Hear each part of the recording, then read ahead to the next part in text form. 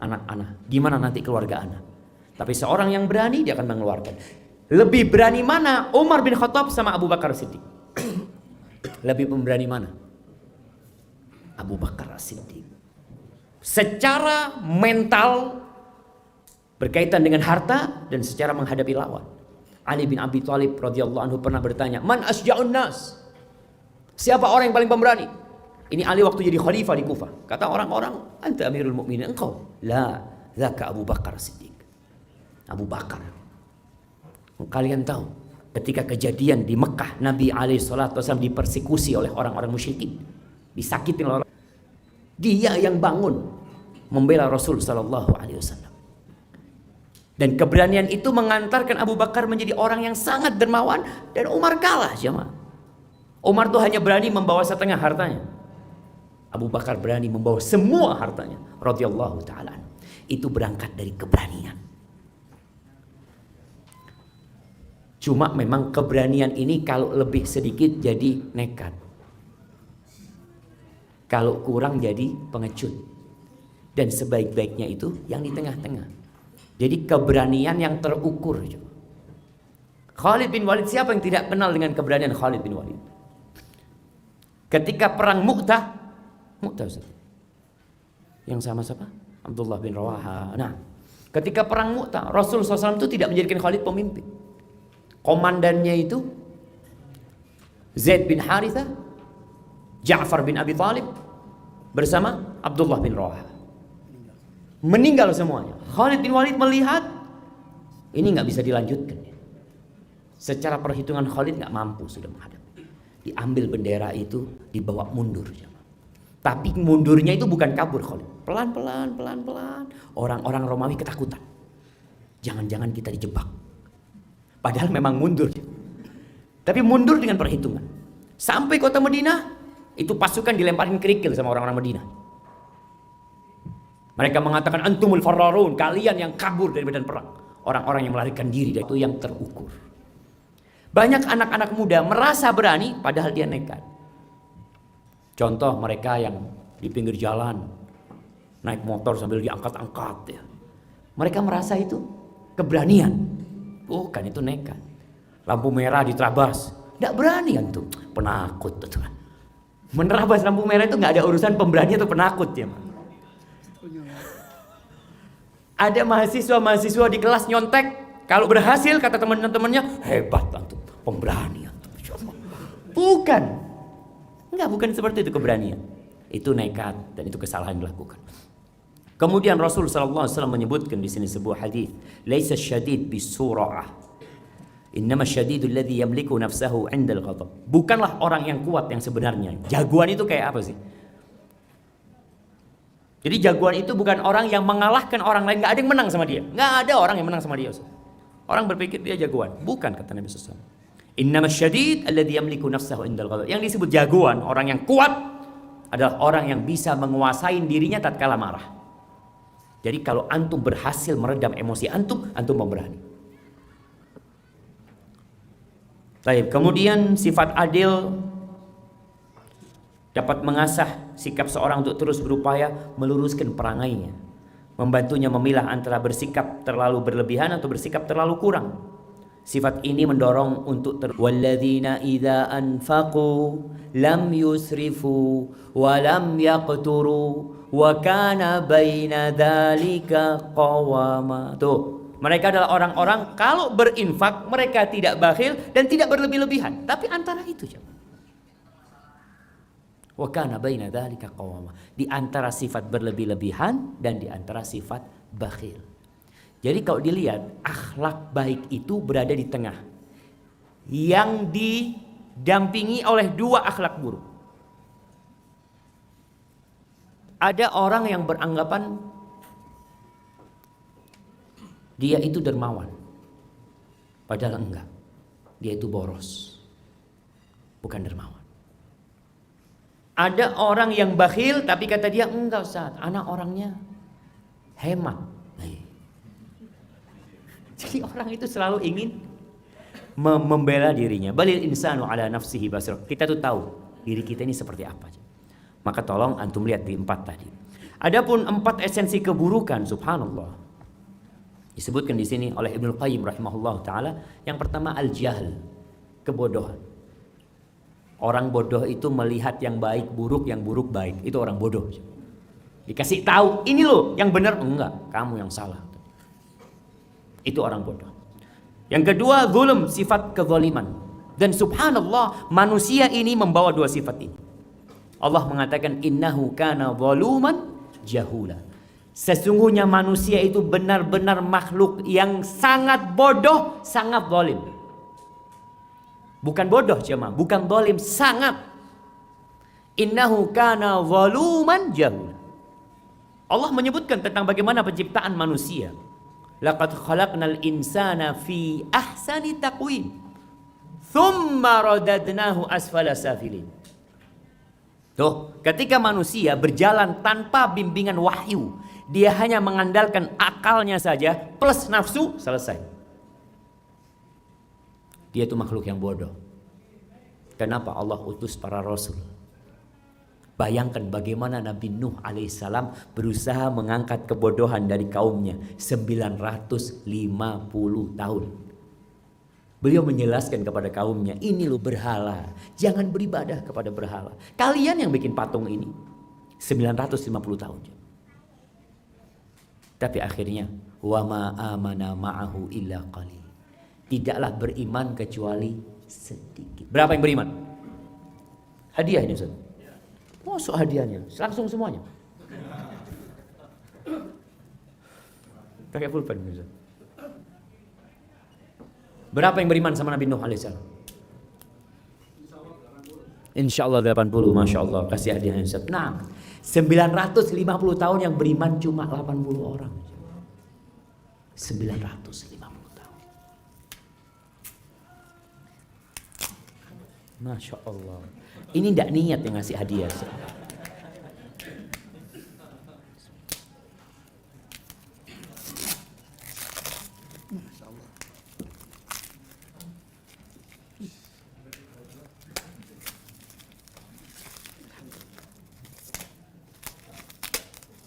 Masya Allah, Masya Allah. Antum nggak pernah jualan buku, Ustaz? Enggak. Soalnya anak pernah jualan buku dulu, jemaah. Kasih hadiahnya, Ustaz. Fadhal, Ustaz. Masya Allah. Apa yang menyebabkan manusia menolak kebenaran? Bodoh dan zalim. Kalau mengikuti nafsunya, dia akan jadi orang zalim. Maka itu, kalau antum suka melakukan kezaliman, hendaklah memperbaiki diri. Yang ketiga, syahwat. Mengikuti syahwatnya. Allah Azza wa Jalla berfirman, wa amma man khafa maqama rabbih wa nahan nafsa 'anil hawa fa innal jannata hiyal ma'wa. Adapun orang yang takut dengan makom Rabbnya, dia akan diberdirikan di sidang. Kalau dia merasa takut dengan hal itu dan dia menahan kemauan nafsunya, surga tempat buat dia. Jadi kalau mengikuti syahwat ini, ya udah, kita jadi seperti binatang. Allah ketika menyebutkan tentang orang-orang kafir, apa sih yang dikerjakan orang kafir di dunia ini? Innalladzina kafaru yatamatta'un wa ya'kulun kama ta'kulul an'am wan naru mathwal lahum. Sesungguhnya orang-orang kafir itu hidupnya bersenang-senang. Hiburan sana, hiburan sini, kuliner sana, kuliner sini. Mereka makan seperti makannya binatang ternak. Dan neraka tempat buat mereka. Itu yang Allah katakan tentang orang-orang yang mengikuti nafsunya belaka. Kita perlu meredam nafsu kita, menahan. Subhanallah jemaah. Katanya orang kalau umur 40 tahun ke atas itu makan tidak pakai mulut, tapi pakai akal. Jadi kalau dia ngelihat makanan, mulai itu jemaah, ini kolesterolnya berapa, langsung ngukur jemaah. Dulu nggak ada, yang penting enak. Orang sudah mulai, dia mulai menahan syahwat. Kalau enggak dia yang sakit. Orang tuh gak ingin sakit. Subhanallah. Yang namanya emping belinjo itu jemaah, Allahu Akbar. Tapi orang yang sudah pernah asam urat kakinya, makan itu 2 cuma 3 dia cuman. Enggak cukup. Lah, syukur. Duren Ustaz. Insyaallah. Soalnya Ustaz Usul cerita gara-gara kebanyakan makan durian sampai pening kepalanya jamaah. Orang sekarang kalau dia berpikir selamat insya Allah, tapi kalau mengikuti syahwatnya Allah, innan nafsa la ammaratun bisu, sesungguhnya nafsu itu memerintahkan kepada keburukan. Ada orang yang kadangkala berangkat dari Jakarta apa? Dari Sidoarjo ke Malang cuma mau makan malam jemaah. Ono nasi goreng, enak nasi goreng. Terus antum perjalanan dari Sidoarjo ke Malang itu, Ustaz, sampai sana itu Ustaz, lupa capeknya Ustaz. Itu hanya ngikutin syahwatnya. Antum tahu ulama-ulama dulu Masya Allah. Sebagian ulama itu daripada makan roti, dia makan roti kering dicampur sama air ya ma. Kalau sekarang itu kayak apa? Kayak model energen gitu ya ma. Atau apa langsung diminum. Ditanya kenapa kok nggak pernah makan roti? Kok mesti rotinya dihancurin katanya. Iya kata dia. Antara ngunyah roti sama minum itu 50 ayat kata dia. 50 ayat. Daripada anak ngunyah roti kehilangan 50 ayat, ahsan anak minum rotinya. Anak bisa baca 50 ayat. Subhanallah. Sedangkan orang-orang sekarang banyak mengikuti nafsunya hanya untuk kuliner. Bayangin sekarang ngajinya kita sama makannya kita lebih lama mana? Syahwat. Kalau ngaji itu nggak syahwat sih, mas. Syahwat kita nggak mau. Disuruh ngaji sebenarnya kita nggak mau. Makanya sebagian datang duduk sambil bismillahirrahmanirrahim. Ya ngikut syahwat tidurnya itu ya. Tapi yang keempat al-ghadab, marah. Marah ini termasuk akar akhlak buruk. Jadi kalau seorang istri punya suami pemarah berarti salah pilih suami. Salah pilih suami. Kenapa? Karena ketika Nabi SAW menyuruh memilih pasangan hidup, beliau mengatakan akhlaknya mulia, agamanya baik. Akhlak mulia itu salah satunya dia nggak pemarah. Makanya kalau ada perempuan kemudian dia mengadu, anak terus terang capek dengar curhatan perempuan itu. Suami anak kayak gini. Terakhir anak ngomong, kok mau mbak? Sampean sama dia kok mau? Ya itu saat baru tahunya sekarang. Oh, berarti dia tidak mencari informasi yang cukup. Sehingga menyesal di kemudian akhir. Padahal udah disebutkan nih sahabat datang minta wasiat sama Nabi SAW. Nabi nggak panjang-panjang kasih wasiat. La taghdab. Jangan marah kamu. Nih sahabat terus ya ausini ya Rasulullah. Kasih wasiat lagi. Nabi hanya mengatakan la taghdab. Jangan marah. Sallallahu alaihi wasallam. Maka kita perlu memperbaiki diri. Kalau punya sifat pemarah itu karakter buruk. Penghuni surga itu nggak pemarah. Makanya ketika Allah menyebutkan penghuni surga, apa kata Allah? Wal kadhiminal ghaidh. Mereka adalah orang-orang yang bisa menahan emosi mereka. Wal afina anin nas. Mereka suka memaafkan orang lain. Jadi kalau kita dapat pasangan hidup yang pemarah dan pendendam, rusak. Kenapa? Karena kita pasti berbuat kesalahan dalam kehidupan ini. Nggak ada yang lepas dari dosa. Tapi ketika punya pasangan hidup yang suka memaafkan, selesai. Jangan kesalahan 3 tahun yang lalu masih diungkit. Mas, ingat kamu waktu nyakitin hati saya? Kapan dia? 12 tahun yang lalu. Allahu Akbar. 12 tahun yang lalu jemaah. Ini terulang kembali kata dia. Astagfirullah. Ya tapi memang harus sabar menghadapi itu. Baik. Terus jemaah, kapan sebuah karakter disebut mulia? Kita ini menghadapi ahli-ahli filsafat yang mereka memiliki barometer tersendiri, tolak ukur tersendiri mengatakan ini baik dan buruk. Apa tolak ukur mereka? Akal. Yang menurut mereka baik-baik. Sehingga akhlak mereka itu berubah-ubah. Kadangkala pengkhianatan buat mereka baik. Di satu tempat dan di tempat lain buruk. Kemudian mereka juga menjadikan tradisi, kebudayaan itu ukuran baik dan buruk.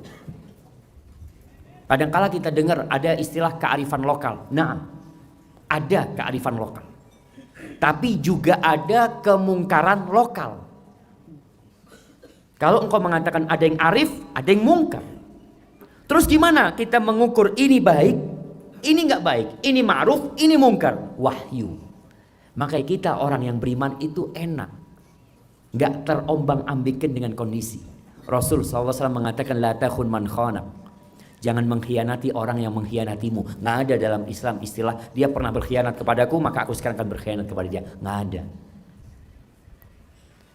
Maka sebuah akhlak dikatakan mulia apabila sesuai dengan wahyu. Ini yang pertama. Yang kedua, akal dan hati nurani manusia. Jadi memang Allah telah meletakkan di diri kita ini jamaah detektor akhlak, detektor kebaikan dan keburukan ada. Allah mengatakan wa nafsi wa ma sawaha fa alhamaha fujuraha wa taqwaha. Kita bisa tahu ini nggak baik ini. Kalau dikatakan berzina jamaah, tanyalah sama orang-orang, menurut kamu berzina itu baik apa enggak? Ketika seorang sahabat minta izin berzina, bayangkan seorang sahabat Nabi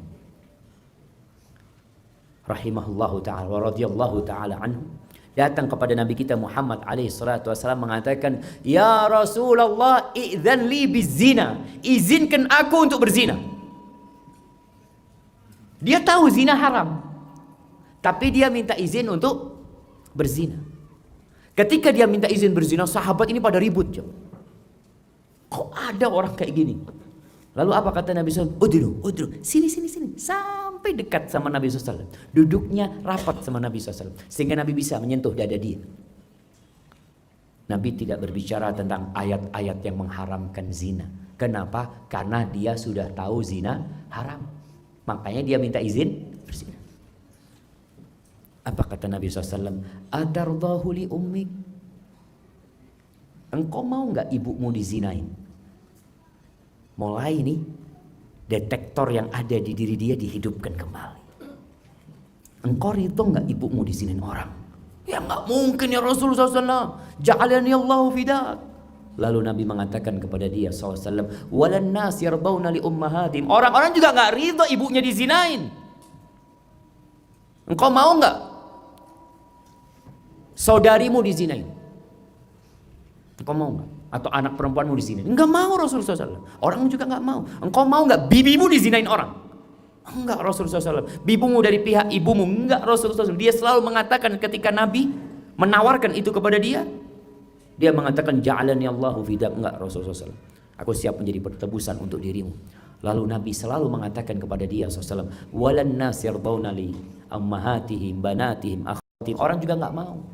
Akhirnya ketika orang ini sudah muncul kebencian kepada zina, Nabi SAW menepuk dadanya mendoakan dia. Allahumma tahhir qalbah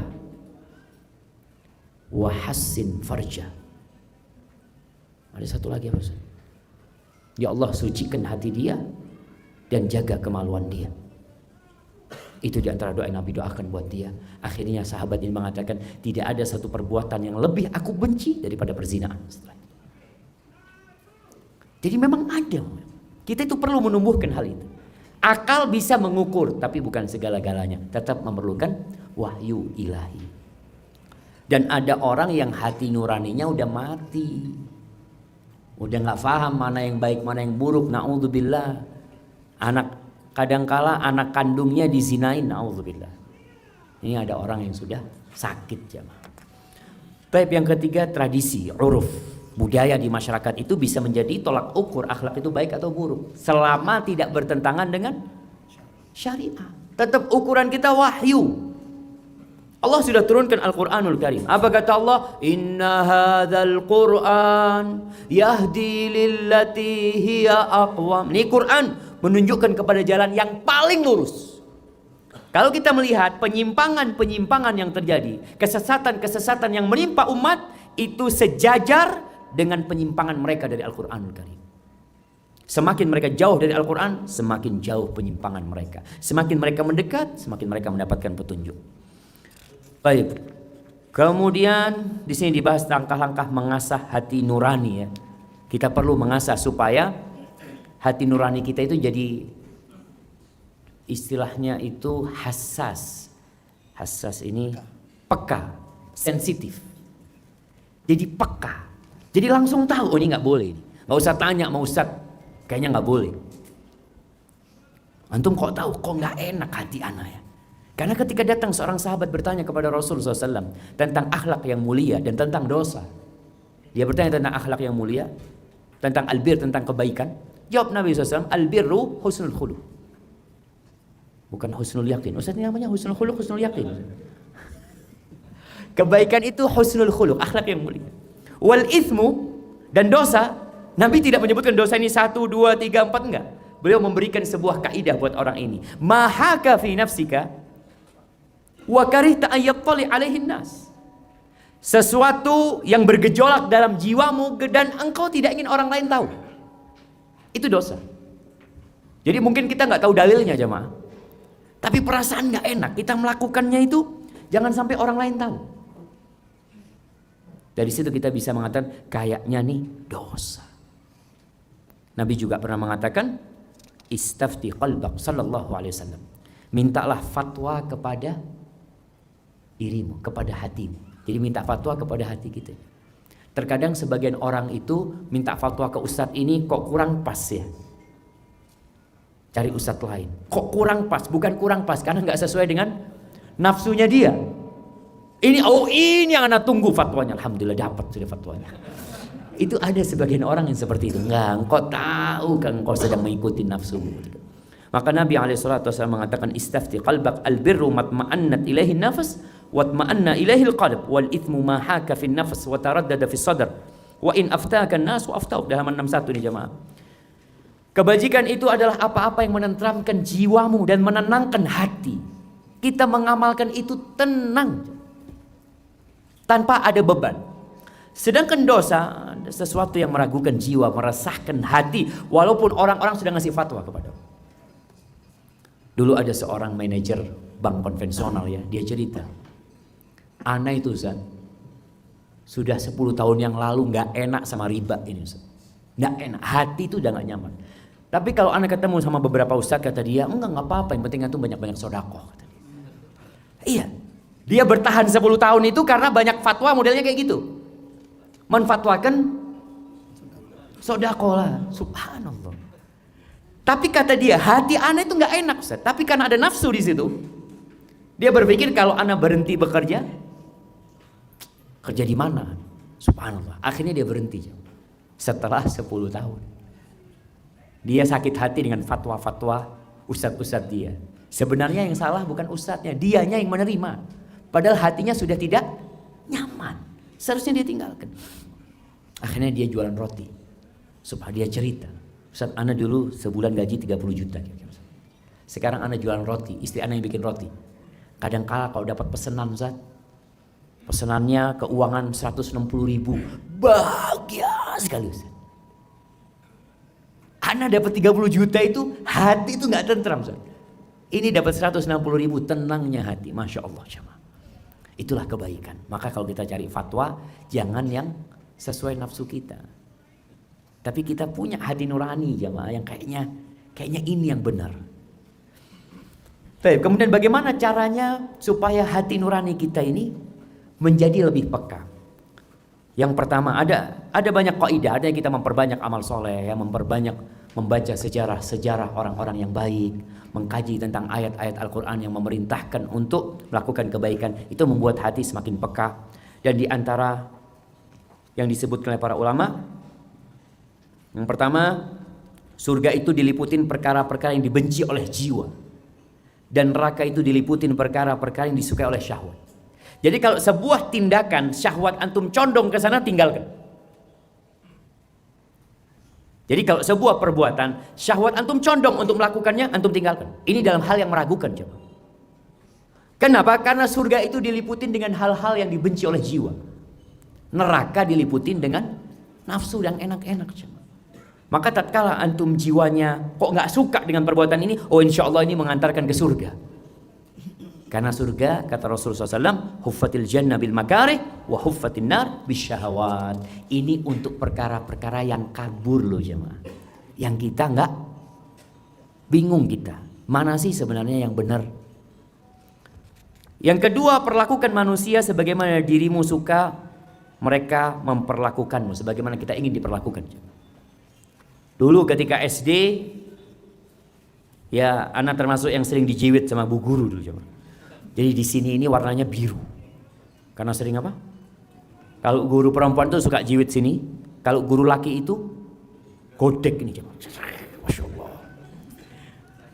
Salah satu pelajaran guru itu mengatakan, kalau dijiwit sakit jangan jiwit orang lain. Ini sebuah kaidah. Jadi sebagaimana kita ingin orang lain memperlakukan kita, antum perlakukan orang lain seperti itu. Jadi jadikan dirimu di posisi dia. Kamu mau nggak digitukan? Nggak mau, ya jangan. Makanya kalau kita memperlakukan hal ini, kaidahnya dalam kehidupan kita, yang namanya penipuan itu nggak akan terjadi. Kenapa? Karena antum nggak mau ditipu. Ada yang ceritanya orang beli jeruk, Ustaz. Ingat cerita jeruknya mah. Dia katanya manis kata dia jeruknya. Pulang kecut, balik lagi yang beli ini. Pak, saya beli jeruk 2 kilo. Kecut bapak bilang manis. Bapak cuma 2 kilo, saya 2 keranjang.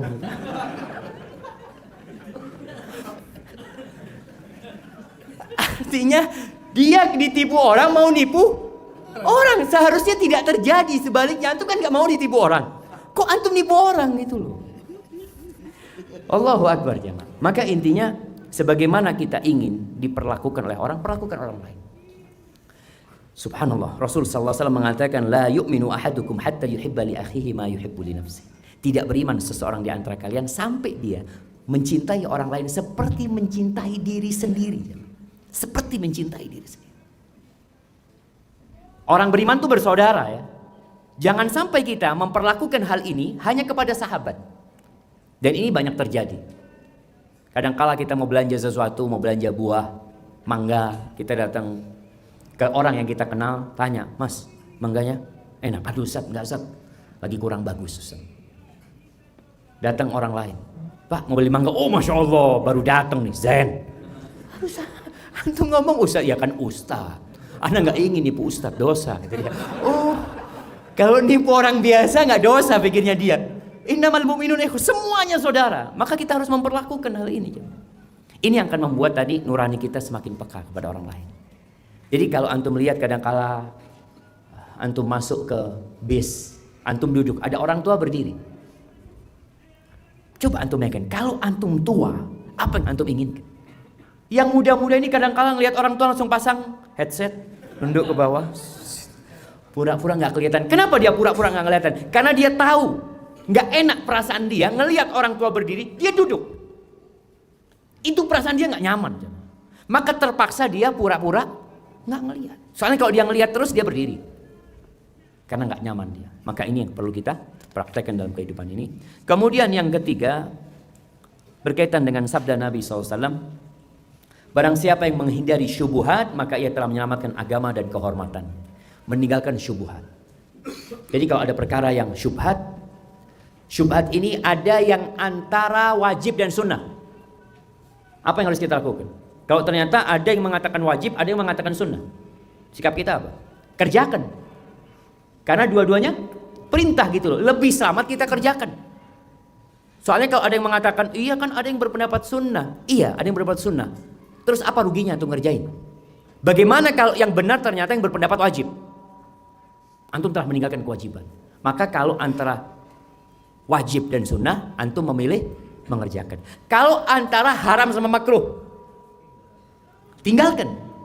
Ini kan ada dua pendapat, ada yang mengatakan haram, ada yang mengatakan makruh. Sikap seorang muslim meninggalkan untuk menyelamatkan agama dan kehormatan dirinya. Karena bisa jadi haram. Daripada ana ngerjakan yang makruh, nanti bisa masuk kepada yang haram, lebih baik ana tinggalkan. Jadi ingat, bicara syubhat ini, kalau antara sunnah dan wajib berarti kita kerjakan, kalau antara makruh dan haram kita tinggalkan. Baik. Kemudian jamaah, di halaman 72 ada pembahasan tentang resep meraih karakter yang mulia. Kita udah paham nih.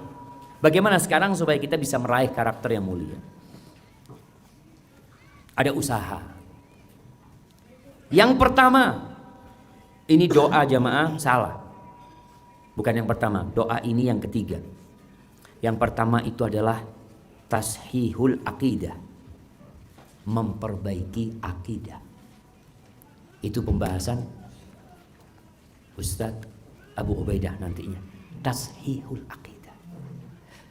Kenapa? Karena akidah yang baik akan membuat orang itu bertindak bukan riya, tapi tulus lillahi ta'ala. Banyak orang yang dermawan tapi pura-pura.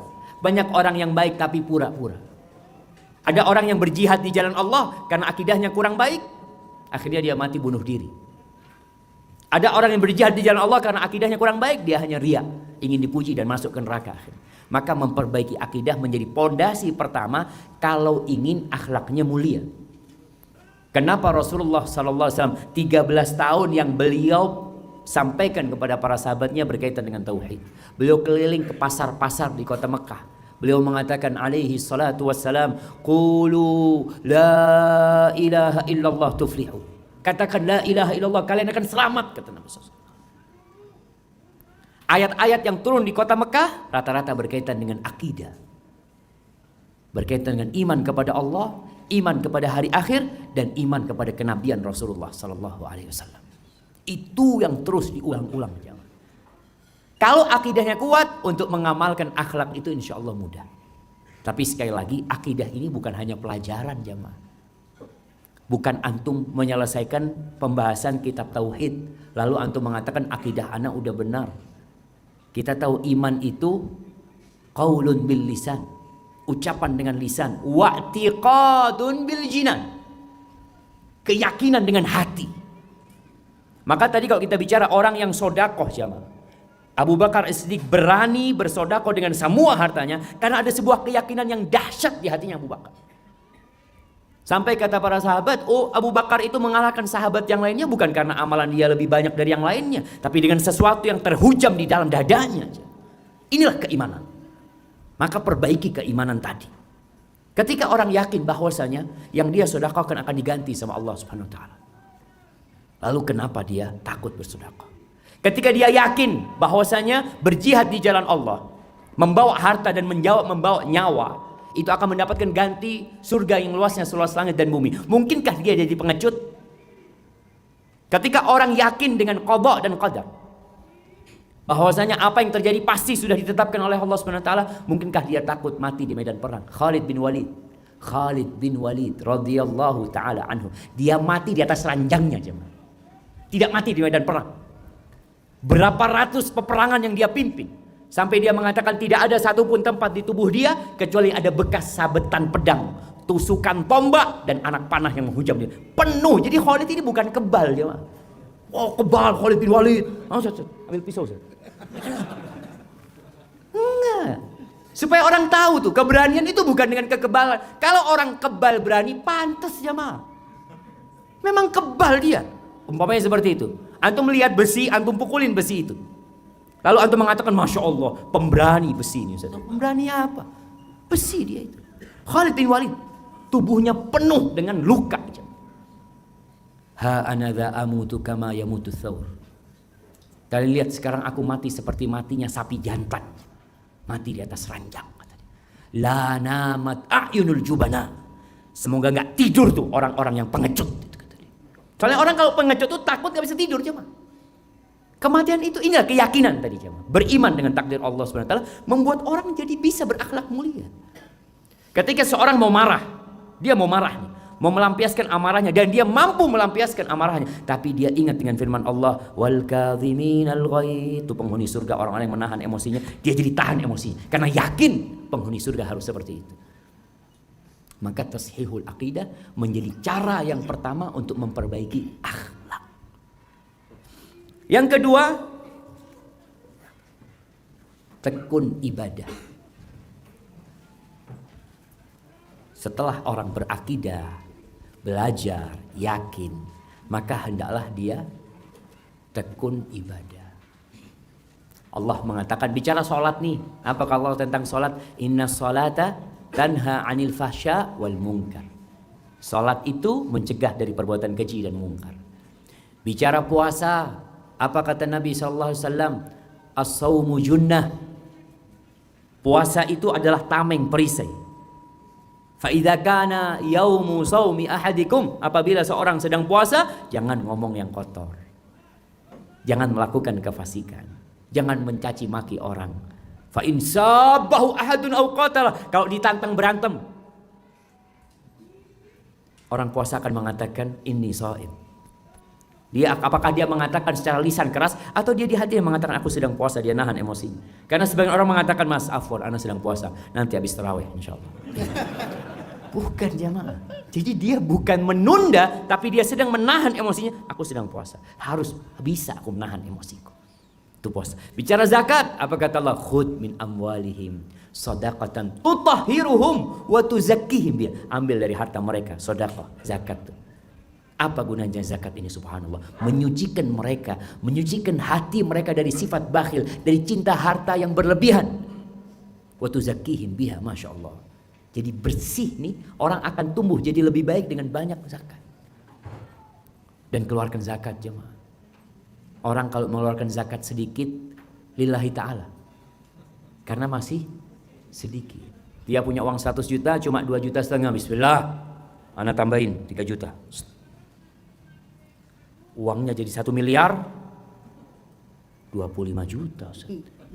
Motor 1 jemaah. Mulai punya uang 1 triliun, tambah berat lagi. 1 triliun berapa? Kalau 1 triliun zakatnya berapa? 25 miliar. Iya. 25 miliar. Buset, bagi 2 nggak habis. Nah, artinya orang itu berat teman, tapi ketika dia biasa mendidik dirinya dari yang kecil sehingga tadi tumbuh perasaan berani untuk sedekah.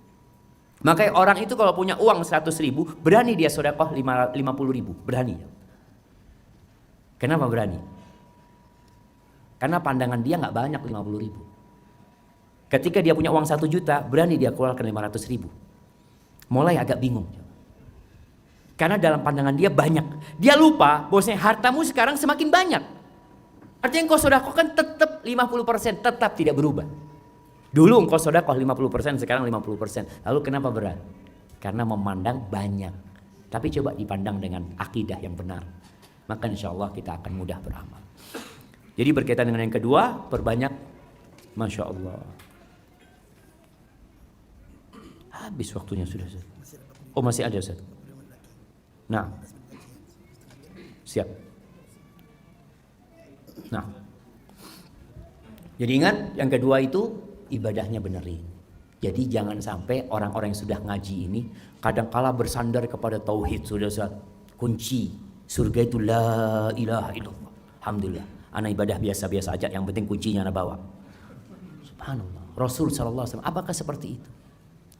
Memang ada masyarakat yang nggak boleh kita sampaikan kepada mereka hadis-hadis harapan, ditunda penyampaiannya. Seperti kisah Nabi bersama Mu'adz sallallahu ala nabiyina wasallam. Ketika ditanya tentang hak Allah atas hambanya dan hak Allah atas hambanya dan hak hamba atas Allah Subhanahu wa taala. Nabi sebutkan nih haknya. Anda tidak akan sampaikan kepada antum. Nabi sebutkan. Ketika selesai Nabi menyebutkan kepada Mu'adz bin Jabal, apa kata Mu'adz? Afala ubashirun nas? Apakah boleh aku sampaikan kepada umat manusia, kasih kabar gembira kepada mereka? La, jangan. Fayattakilu. Nanti mereka akhirnya bertawakal, akhirnya malas beribadah. Enggak. Di surga itu banyak derajat yang tinggi. Biar mereka berlomba-lomba ke sana. Tapi kadangkala hadis ini disampaikan di awal-awal kajian tentang tauhid. Padahal Mu'adz bin Jabal radhiyallahu anhu baru menyampaikan hadis itu ketika mau mati. Ketika mau mati baru dia sampaikan. Karena dia takut ada sebuah ilmu yang belum tersampaikan. Maka kita pun ketika menyampaikan lihat orangnya. Jangan dimotivasi dia untuk beramal. Memang itu keutamaan tauhid jemaah. Subhanallah. Allah mengharamkan neraka buat orang yang mengatakan la ilaha illallah. Tapi jangan sampai orang itu dibikin malas beribadah. Gara-gara kita sampaikan hal ini. Ada orang yang sedang berbuat dosa ya. Dan dia nggak tobat-tobat. Lalu kita sampaikan kepada dia hadis tentang yang membunuh 100 orang. Tentang mas. Ada yang bunuh 100 orang aja. Tobatnya diterima. Oh iya anak baru 70. Kita salah menyampaikan jamaah. Artinya perlu melihat orangnya. Supaya dia tidak salah faham. Baik, ini berkaitan dengan hal yang kedua tadi. Yaitu tekun ibadah. Yang ketiga berdoa. Bagaimanapun kita tahu ikrar kita iyyaka na'bud wa iyyaka nasta'in. Kepadamu kami beribadah. Perintah-perintah Allah kita laksanakan tadi. Dalam bentuk yang akidah kita yakinin, dalam bentuk yang perintah beribadah kita amalkan. Tapi kita mengatakan wa iyyaka nasta'in, dan hanya kepadamu kami meminta pertolongan.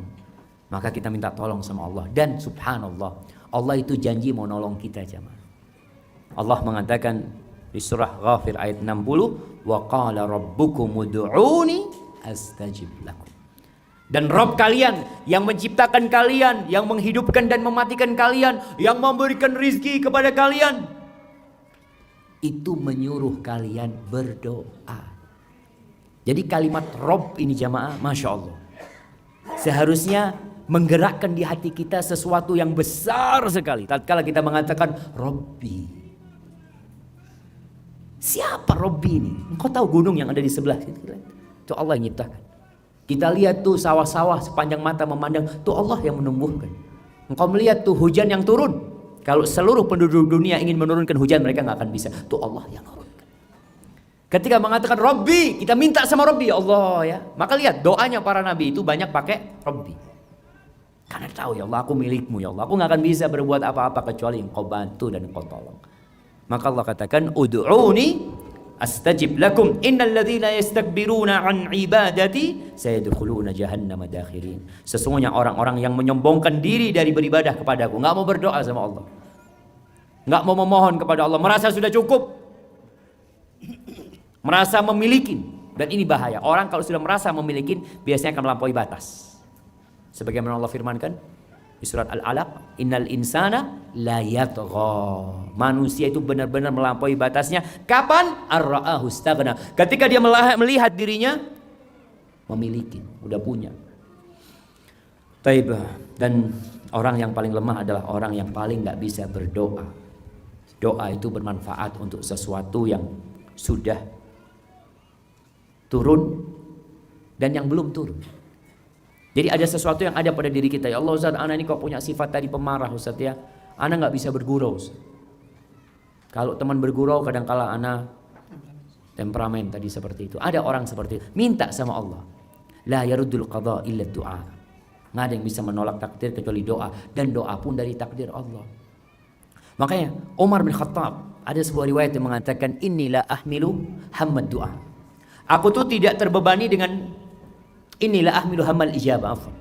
Dia mengatakan aku itu tidak terbebani dengan dikabulkannya doa. Kenapa? Karena Allah janji akan mengabulkan doa. Masa kita nggak percaya? Wa innama ahmilu hammad du'a. Yang jadi beban aku itu doa. Kadang-kala nggak bisa berdoa aja. Waktu-waktu mustajab kita ngobrol. Wallahi sahih. Kemarin tuh habis asar. Itu waktu mustajab. Harapan dikabulkannya doa. Antum ngapain kemarin? Antum tanya, kadang-kala ya Allah, sibuk ngobrol, ngopi, minum teh, macam-macam. Kan boleh santai Ustaz, boleh. Tapi ini kesempatan berdoa. Dan banyak kita tidak memanfaatkan. Antara azan dan qomat, waktu mustajab. Di sepertiga malam akhir, waktu mustajab. Kita ngapain? Tidur. Allahu nasallallahu al-afiyah jamaah. Moga Allah kasih kesempatan buat kita untuk lebih mendekatkan diri kepada. Maka doa. Dan kebanyakan orang doanya hanya minta dunia. Kita itu sering minta doa kesembuhan karena kita tahu sakit. Orang kalau nggak sakit nggak minta kesembuhan. Tapi kalau sakit dia minta kesembuhan. Kita tahu nggak kita sedang sakit jiwa kita. Jiwa kita ini sakit. Maka perlu tiap hari minta sama Allah Azza wa Jalla. Ini di antara doa yang diajarkan oleh Nabi SAW ya. Allahumma ati nafsi taqwaha wa zakkiha anta khairu man zakkaha anta waliyuha wa maulaha. Ya Allah, jadikan jiwaku ini jiwa yang bertakwa. Berikan ketakwaan itu kepada jiwaku. Wa zakkiha, sucikan jiwaku ini. Jiwa ini bisa kotor ketika manusia mengikuti syahwatnya. Dan kita tahu orang ketika berbuat dosa ada nokta hitam di hatinya. Kita minta dibersihkan. Kemudian mengatakan anta khairu man zakkaha, engkau sebaik-baiknya yang menyucikannya. Anta waliyuha wa maulaha, engkau penjaga dan pemeliharanya ya Allah. Allah yang memiliki jiwa kita. Jadi jalan pintas itu memang doa aja. Bukan berarti kita nggak usaha, nanti kita bicara usaha. Kemudian ini doa yang dibaca Nabi SAW, hadis riwayat Muslim. Ini doa istiftah di malam hari. Nabi kalau sholat malam biasanya baca, ini potongan doanya. Allahumma hdini li ahsanil akhlaq, la yahdi li ahsaniha illa anta. Wasrif anni sayyi'al akhlaq, la yasrifu anni sayyi'aha illa anta. Sampai akhir, labbaik wa sa'daik wal khairu kulluhu fi yadaik wasyarru laysa ilaik ana bika wa ilaik. Itu doa Nabi SAW. Minta hanya kepadamu ya Allah. Ya Allah, berikan, tunjuki aku pada akhlak yang baik. Minta, bayangkan jemaah, minta ditunjukin kepada akhlak yang baik. Padahal Allah Azza wa Jalla telah mengatakan kepada Nabi alaihi salatu wassalam, wa innaka la'ala khuluqin azim. Sesungguhnya engkau benar-benar berada di atas akhlak yang mulia, yang agung. Ternyata beliau masih berdoa. Kemarin yang ada yang bertanya tentang Nabi Muhammad SAW, itu kan Nabi Ustaz. Nabi berdoa. Artinya antum ikutin Nabi aja. Apa yang bisa diikutin? Kita disuruh bertakwa kepada Allah sesuai dengan kemampuan kita. Nabi berdoa, baca doa. Kemudian doa Nabi juga SAW, Allahumma hassanta khalqi fahassin khuluqi.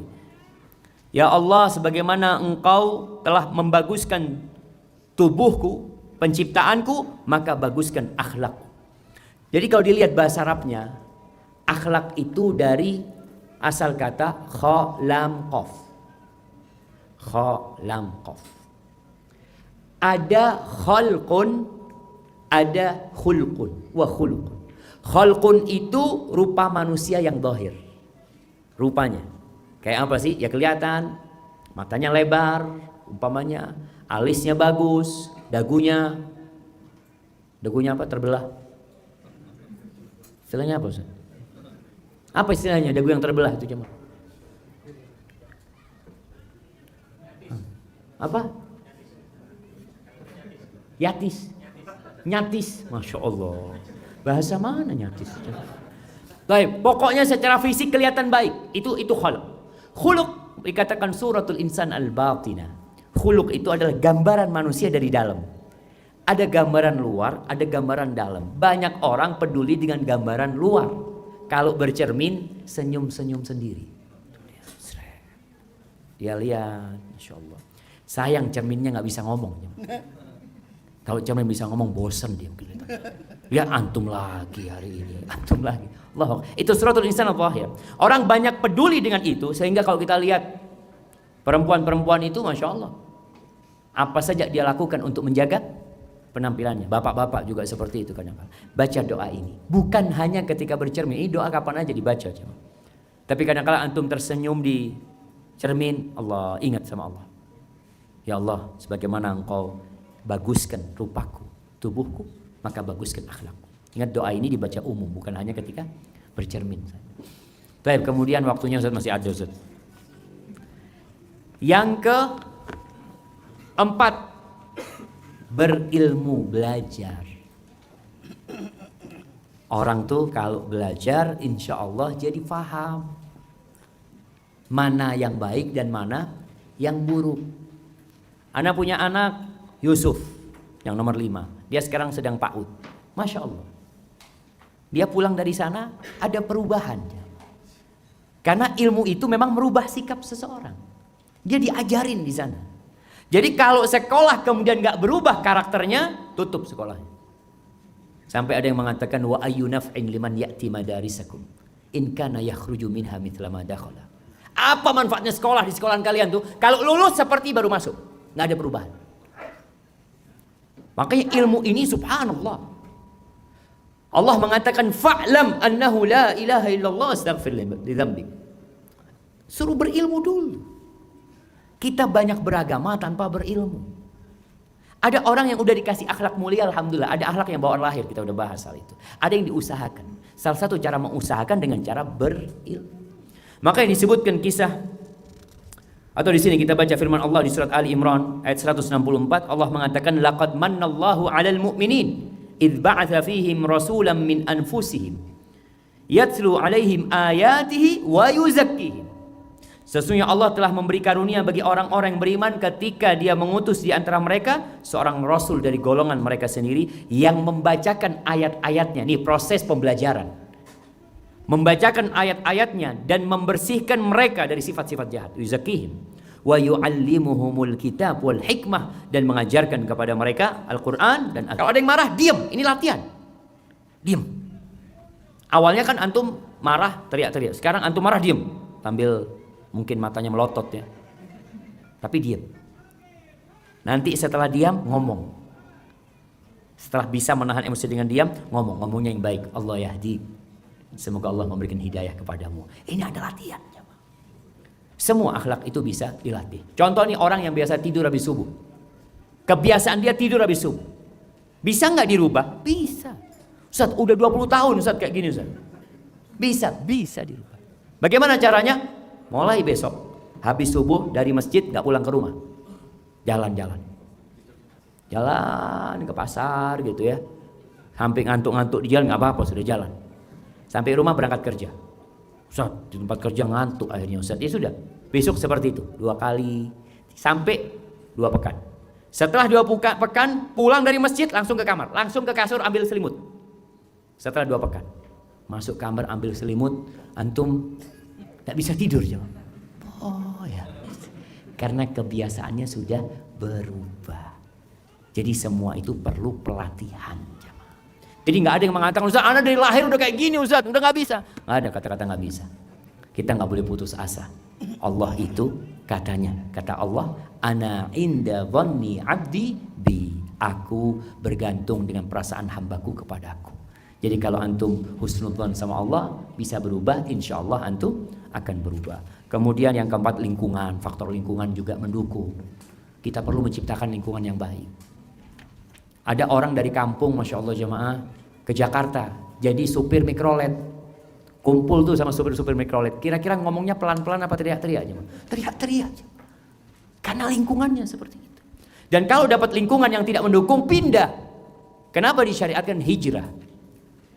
Ya karena tadi ada anak-anak yang lingkungannya ya minum, dia akan minum. Anak SD minum karena lingkungannya minum. Antum melihat doli yang di Surabaya yang sudah dihilangkan. Embahnya pelacur, ibunya pelacur, anaknya juga pelacur, nyambung karena lingkungannya sudah seperti itu. Ketika dihilangkan lingkungan tersebut, alhamdulillah bisa berubah, bisa insyaallah. Adalah perubahan itu. Kemudian profesi. Orang ini profesinya menentukan jemaah.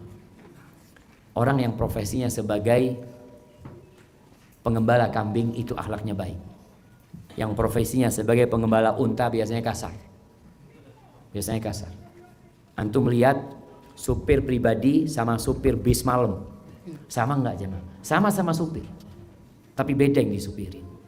Itu pun mempengaruhi. Ada orang yang kerjanya resepsionis. Kerjanya cuma buka pintu sambil tersenyum. Ada di mana?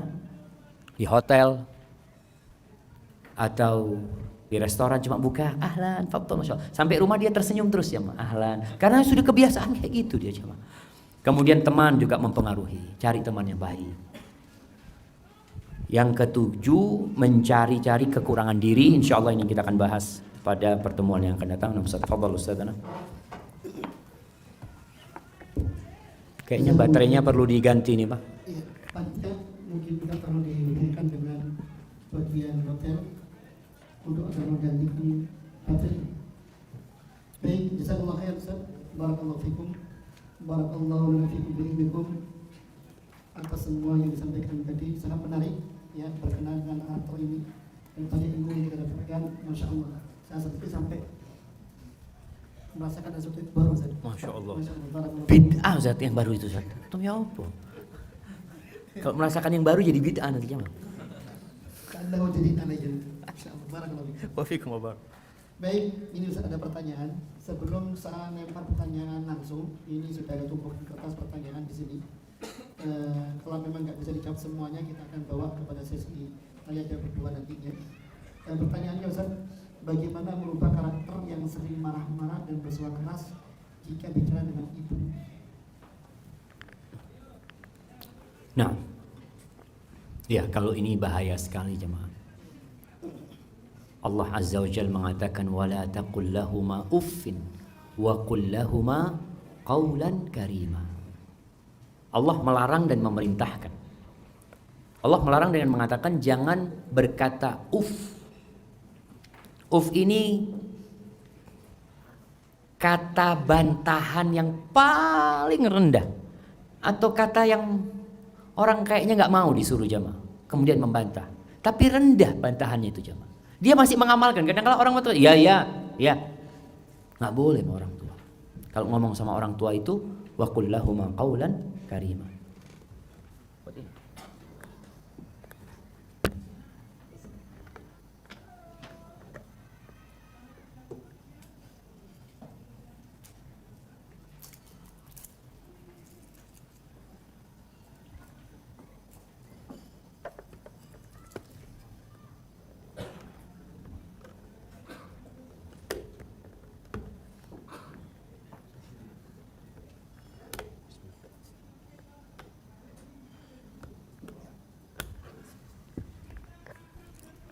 Wa qul lahuma qawlan karima. Jadi kalau ngomong sama orang tua itu dengan ucapan yang karim, yang mulia. Kata-katanya mulia, intonasinya indah. Jadi ngomong sama orang tua harus seperti itu. Bagaimana sekarang cara merubah karakter anak ini tadi? Mungkin kalau ngomong sama orang tua keras-keras, mulai diem. Ngomong sama orang tua, kalau mau bicara, diem dulu, berpikir. Ingat dengan firman Allah, aku disuruh berkata yang baik. Susunan kata-kata yang hendak disampaikan, mohon diucapkan di dalam hati dulu. Pantas tidak aku katakan buat orang tua? Sakit nggak orang tuaku kalau aku ngomong seperti ini? Ada orang yang Masya Allah, kalau ngomong sama orang lain baik, ngomong sama keluarga, sama orang tua kasar. Biasanya karena lupa dengan budi baik orang tua. Oleh jemaah, kita itu nggak boleh merasa besar sama orang tua, tidak boleh. Antum tetap kecil, antum tetap anak. Allah menyuruh kita berdoa, wa qur rabbirhamhuma kama rabbayani shaghira. Tiap berdoa antum mengingat shaghira, kecil, sehingga antum terbentuk, ya anak ini masih kecil. Kalau mungkin antum berpendapat sekarang Ustaz, ana yang biayain orang tua, ana yang bantu orang tua, Allah suruh ingat ketika antum kecil. Antum alhamdulillah nggak dibuang ke got sama orang tua antum. Nah, bisa apa manusia? Bayi itu bisa apa sih jemaah? Bisanya cuma teriak-teriak nangis. Maka seorang anak yang tadi mungkin ngomongnya kasar, mengingat itu ya Allah. Ya. Allah murka sama dia. Sehingga akan membuat dia menahan diri ketika berbicara dan melatih. Usahakan latihan di depan cermin. Latihan. Apa yang antum akan omongkan? Lihat, gini pas nggak ngomong sama orang tua seperti ini? Sekarang alhamdulillah ya. Dulu kita latihan ceramah di pondok itu suruh ngelihat cermin. Jadi kadang-kala ketawa-ketawa sendiri. Sekarang sudah ada handphone. Antum taruh nih handphone, selfie, video. Antum ngomong sama orang tua. Setelah itu antum lihat, cocok enggak? Kayaknya enggak ya. Kayaknya harus diganti kata-katanya. Setelah itu antum buang sampai dapat cara bicara yang baik sama orang tua. Sambil berdoa supaya dimudahkan. Hadza wallahu a'lam bishawab. Pertanyaan kedua, Ustaz, bagaimana cara menasihati suami yang suka marah? Begini pesanan. Masya Allah. Iya jemaah, harapan anak suaminya udah paham. Kalau sifat marah itu sifat yang buruk. Bahkan termasuk pilar akhlak buruk itu marah. Antum lihat orang yang membunuh karena marah. Setelah membunuh dia akan menyesal. Antum lihat orang yang keluar kata-kata buruk dari mulutnya. Ada suami yang akhirnya menceraikan istrinya ketika dia marah. Apa yang terjadi sama dia? Dia akan menyesal. Jadi kalau bagaimana menasehatin suami? Yang pertama, istri harus mengkondisikan. Bikin suami nggak marah. Aduh, ruwet sama suami. Kadang kala urusan sendok aja marah. Nah, alhamdulillah. Istri yang sudah hidup bertahun-tahun dengan suami, dia tahu dengan karakter suami. Dia tinggal catat. Kapan suami marah? Suami marah biasanya jam 7 pagi Ustaz. Sebelum berangkat kerja. Ketahuan jemaah. Taib jam 7 pagi. Terus marah lagi pulang kerja Ustaz. Jam berapa? Jam 4. Oke, jam 7 sampai jam 4. Alhamdulillah. Dari jam 7 jam 4 kan nggak ada marah-marah. Syukur nanti. Iya, karena nggak ada suami di rumah Ustaz. Taib. Kemudian marah lagi jam berapa? Mau tidur Ustaz. Udah ketahuan. Jadi marahnya sehari 3 kali. Alhamdulillah. Setelah ketahuan jadwal marah suami, sekarang cari penyebab suami marah. Udah ketahuan jadwalnya. Kalau pagi, pagi biasanya Ustaz, urusannya apa kalau pagi? Kunci motor Ustaz.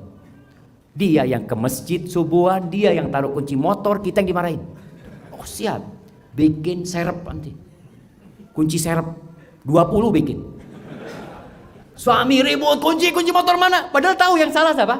Suami nih. Tadi suami yang pakai motor, kemudian dia marah-marah sama istri. Dan istri nggak boleh ngomong sama suami, nggak boleh ngomong sama suami. Loh, kan abang yang naruh kunci, jangan.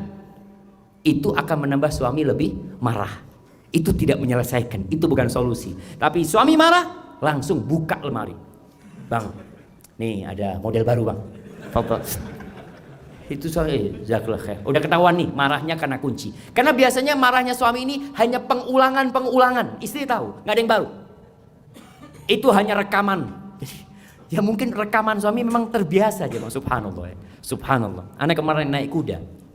Itu kata pelatihnya, Ustaz, kuda ini kalau biasa di tempat ini berhenti Ustaz. Biasanya dia berhenti Ustaz.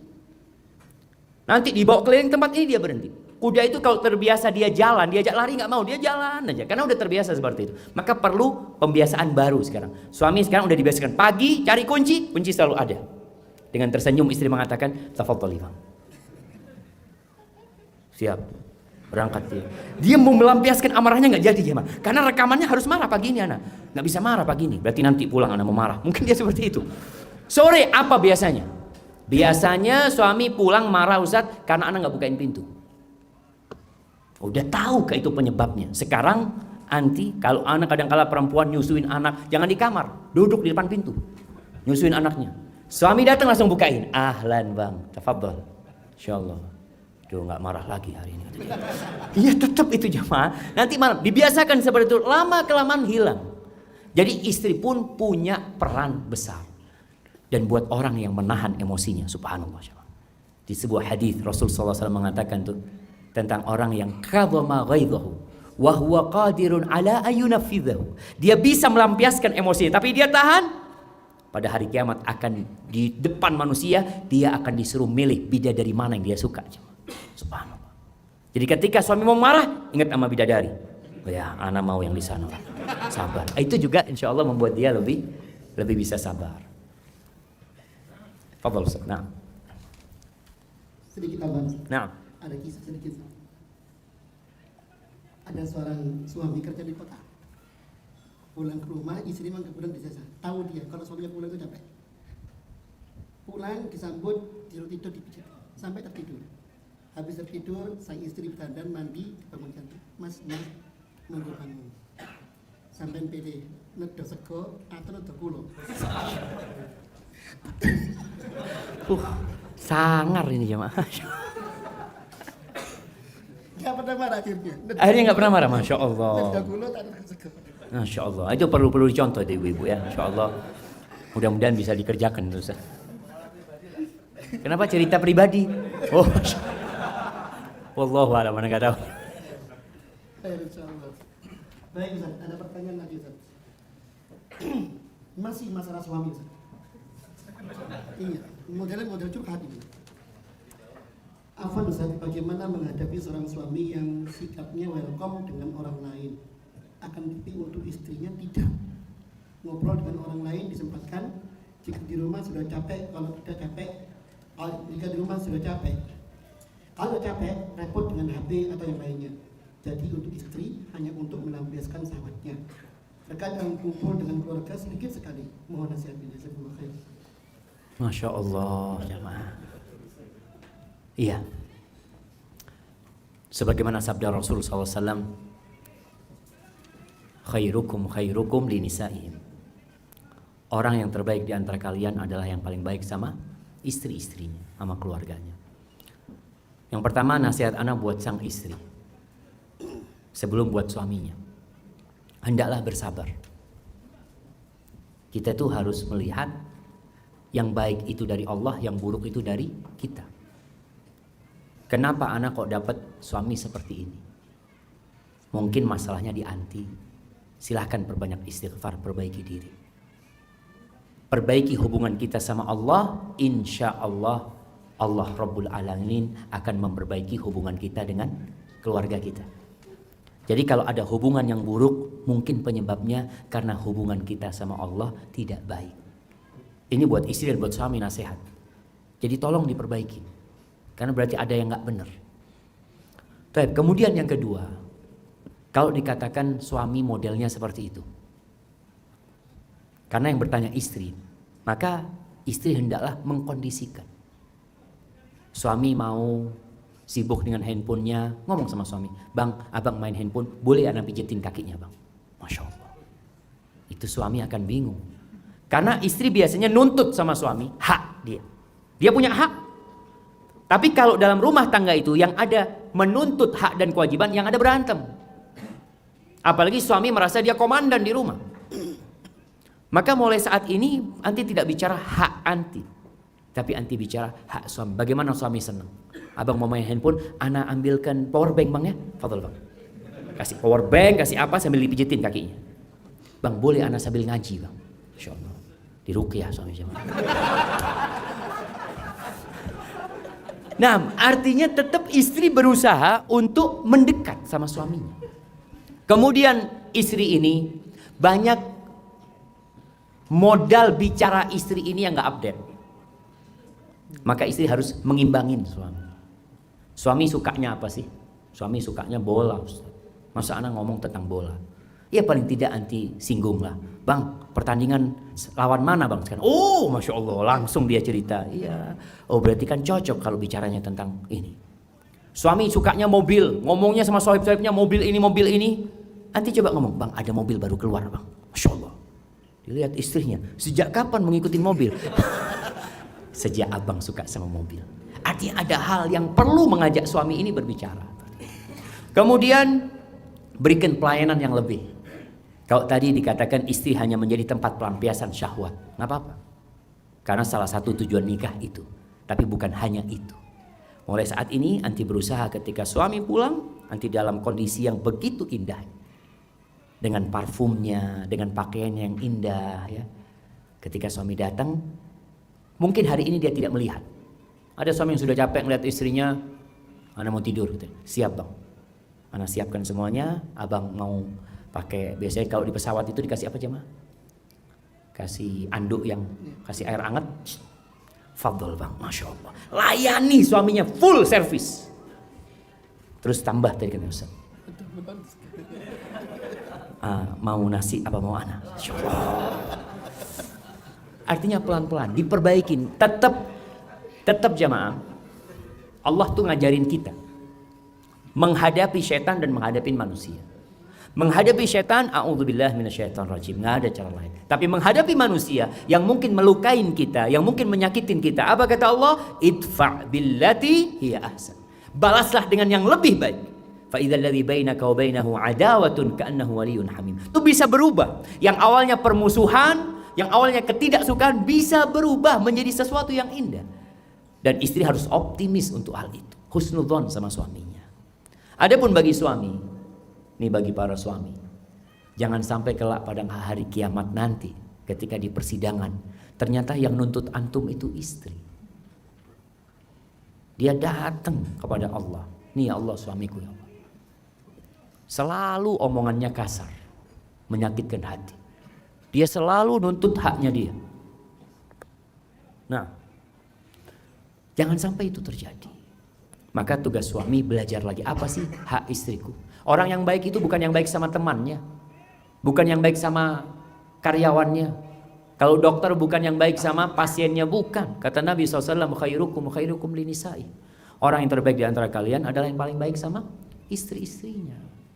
Maka hendaklah antum baik sama mereka.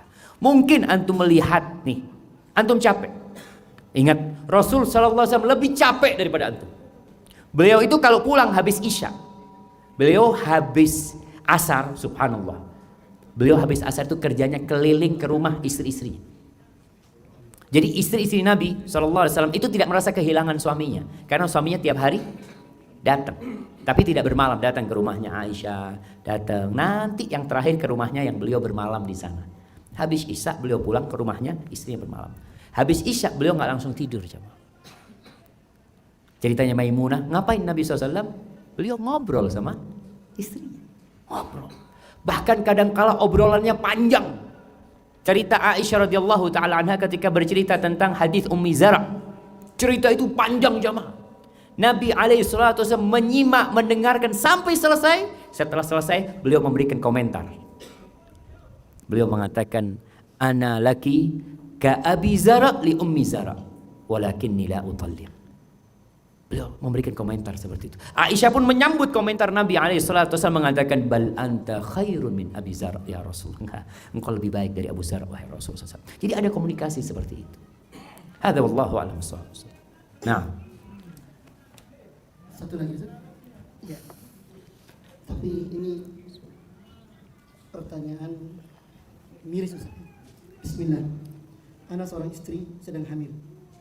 Suami ana baik dan pekerjaannya halal, tapi beliau di luar kota. Ana saat ini hubungan dengan mantan ana waktu kuliah. Mau nasihat. Masya Allah jemaah. Allahu Akbar jemaah. Nih teknologi yang ada membuat banyak rumah tangga hancur. Apa yang harus dilakukan? Ana sering kasih nasihat kepada pengantin baru agar dia membuat akun baru. Dia kalau memang perlu memiliki Instagram, Facebook untuk usaha, untuk apa, untuk mungkin silaturahim dengan kerabat-kerabat dia, tolong yang baru. Kemudian delete kawan-kawan yang memang tidak ada perlunya sama mereka. Buang kontak mereka. Kalau bisa nomor handphonenya buang juga, ganti nomor yang baru. Untuk menjaga.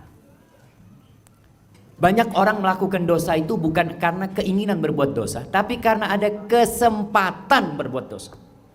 Maka kesempatan itu yang perlu kita tutup. Subhanallah, Imam Ahmad bin Hanbal ya.